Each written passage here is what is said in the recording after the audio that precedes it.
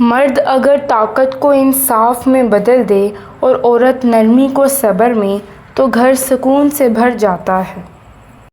اے بیٹے، مرد کی اصل مردانگی عورت کو دبانے میں نہیں بلکہ اس کے آنسو پونچھنے میں ہے، اور عورت کی اصل عظمت مرد کو ستانے میں نہیں بلکہ اس کے دکھ کو سمجھنے میں ہے۔ عورت کو کمزور مت سمجھو، کیونکہ وہی نسلوں کو مضبوط کرتی ہے، اور مرد کو طاقتور سمجھ کر اس کا بھروسہ مت توڑو، کیونکہ وہی نسلوں کا سہارا دیتا ہے۔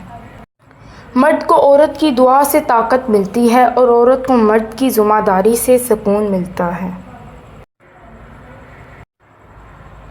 مرد کا غرور گھر کو ویران کرتا ہے، اور عورت کی ضد خوشیاں برباد کرتی ہے۔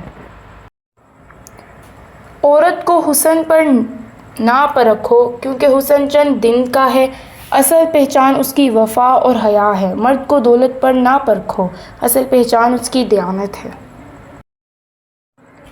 عورت اگر اپنے شوہر کی عزت کرے تو گھر جنت بن جاتا ہے، اور مرد اگر اپنی بیوی کو عزت دے تو زندگی آسان ہو جاتی ہے۔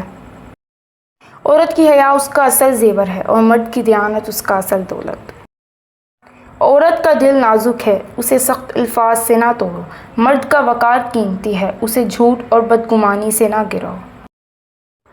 مرد اگر عورت کی کمزوری کو ڈھانپتے تو اللہ اس کو ڈھانپتا ہے، اور عورت اگر مرد کی خامیوں کو راز رکھے تو اللہ اس کی بلند کرتا ہے۔ عورت کا کردار اس کا قلعہ ہے، اور مرد کا ایمان اس کی ڈھال۔